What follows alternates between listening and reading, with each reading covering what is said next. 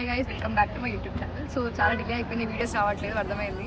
ఎందుకంటే కొంచెం మా పర్సనల్ మెంటల్ స్టెబిలిటీ లేక కొంచెం అన్సెటిల్డ్గా ఉండే అండ్ చాలా డేస్ తర్వాత కొంచెం పీస్ కోసం గుడికి వచ్చాను.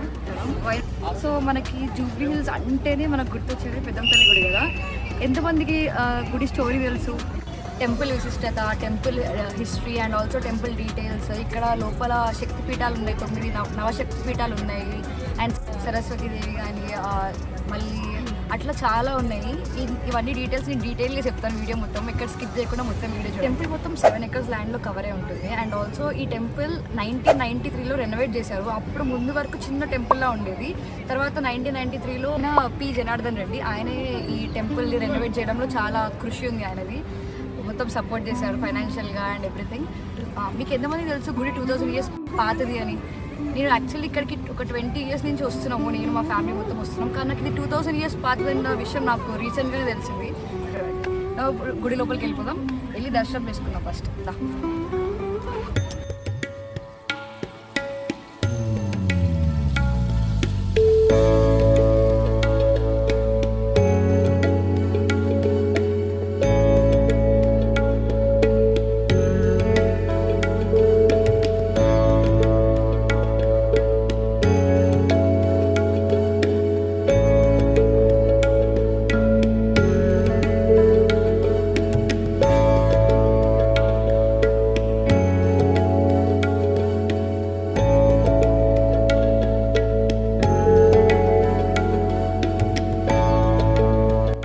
ముందు కొబ్బరికాయలు బయట కొట్టి లోపలికి వెళ్ళాలి. లోపలికి కొబ్బరికాయలు కొట్టడం మోడల్.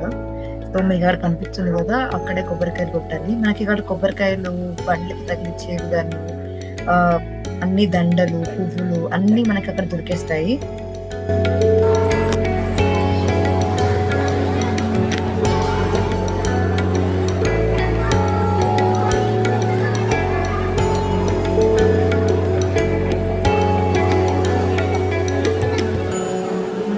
లోపలికి వెళ్ళంగానే మనకి రైట్ సైడ్ చిన్న కొంచెం గోపురంలా కనిపిస్తుంది.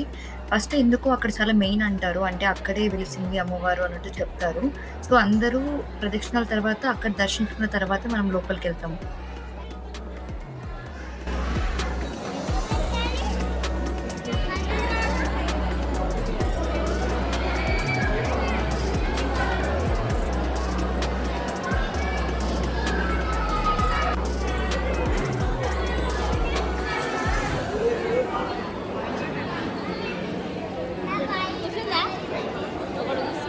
చూస్తున్నారు కదా అక్కడ కాయిన్స్ ఎట్లా నుంచోబెడుతున్నారో. సో మొక్కు అనుకుని అలా నుంచోబెట్టి అది నుంచుంటే మొక్కులు తీరుతాయి అనేది ఒక నమ్మకం.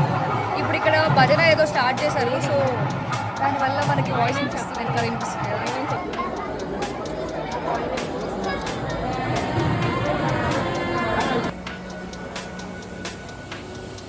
అలా ముందుకెళ్తే మనకి శ్రీ నవశక్తి దేవతల దివ్య మండపం కూడా కనిపిస్తుంది.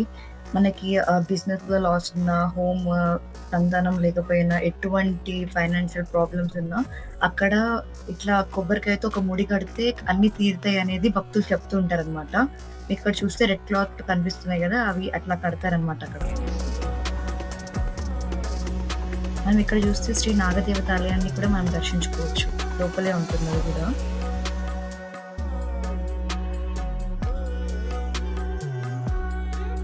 అలా పైకి వెళ్తే అక్కడ మనకి లక్ష్మీదేవి, సరస్వతీదేవి ఇంకా గణేశుడిని కూడా మనం దర్శించుకోవచ్చు. లోపల పైననే ఉంటాయి చిన్న చిన్న గుడులు టైప్ లాగా అక్కడ. సో యాక్చువల్లీ ఇక్కడ వెలిసిన అమ్మవారు సాక్షాత్తు దుర్గామాత అనమాట. కానీ దుర్గామాతకి పెద్దమ్మ అనే పేరు ఎలా వచ్చిందో మీకు ఎవరికైనా తెలుసా?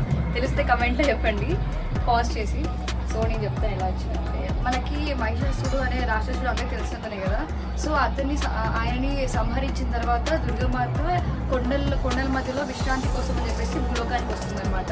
సో మీరు ఇక్కడ చూస్తే ఆల్మోస్ట్ జూబ్లీ హిల్స్ ఒక 1000 years 2000 years బ్యాక్ మొత్తం కొండలే. అండ్ ఇక్కడ ఆదివాసులు ఉండేవాళ్ళు, అండ్ వాళ్ళకి వేటాడి చంపడం తప్ప వాళ్ళకి ఏమీ తెలియదు. సో వాళ్ళు అమ్మవారు వెలిసినప్పుడు అమ్మవారిని కులదైవంగా పెట్టుకుని పూజించేవాళ్ళు. అలా వాళ్ళు పెద్దమ్మ అని పిలవడం స్టార్ట్ చేసి మన దుర్గామాతకి పెద్దమ్మ అని పేరు అలా వచ్చిందనమాట. అండ్ సో ఈ Tuesdays, Fridays and also Sundays చాలా ఫుల్, అంటే చాలా మంది వస్తారు. అండ్ గుడిలో మనకి ఎవ్రీ సండే వేలం పాటలు నడుస్తూ ఉంటాయి. చీరలవి అమ్మవారికి సమర్పించిన చీరలన్నీ వేలం పాటేస్తారు. అండ్ చాలా తక్కువ ప్రైసెస్ నుంచి స్టార్ట్ అవుతాయి. లైక్ 300-200 నుంచి కూడా స్టార్ట్ అయిన ప్రైసెస్ ఉంటాయి. మీకు కనిపిస్తుంది కదా, ఆ బిల్డింగ్లోనే ప్రసాదాలు అనేవి పంచుతారు భక్తులకి. అండ్ ప్రసాదాలు డీటెయిల్స్ అని మీకు స్క్రీన్ మీద కనిపిస్తున్నాయి. మనకి తిరుపతి లడ్డు అనేది ఎంత ఫేమస్, మనకి పెద్దమ్మ తల్లి గుడిలో వడ అనేది చాలా ఫేమస్ ఇక్కడ. అండ్ ఇక్కడ జరిగే కార్యక్రమాల్లో అన్నదానం అనేది చాలా మెయిన్గా జరుగుతుంది. ఇక్కడ ఎవ్రీ మండేస్ అండ్ ఫ్రైడేస్ మధ్యాహ్నం టైంలో అన్నదానాలు అనేవి జరుగుతూ ఉంటాయి. ఇలా ఒక 20 years నుంచి చేస్తున్నారు అనమాట. మేమిద్దరం కలిసి ఫస్ట్ టైం వచ్చింది మా 10th క్లాస్లో హాల్ టికెట్స్ పెట్టడానికి. నెక్స్ట్ ఎగ్జామ్ పెట్టుకొని గుడికి వచ్చాము హాల్ టికెట్ పెట్టడానికి. Typical Indian girls. తర్వాత రిజల్ట్స్ కూడా చాలా బాగా వచ్చాయి.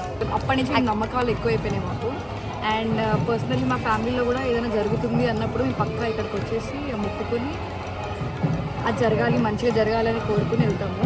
అండ్ చాలా ఇన్సిడెంట్స్ అయినాయి. అంటే అనుకున్నవన్నీ జరుగుతాయని వాళ్ళు ఎట్లా నమ్మకం అని చెప్తారో, మా ఫ్యామిలీ ఏం జరిగినా కానీ మేము ఫస్ట్ ఇక్కడికి వస్తాము. అట్లా క్యారీ ఆన్ అవుతూ వస్తుంది అన్నమాట ఇక్కడ.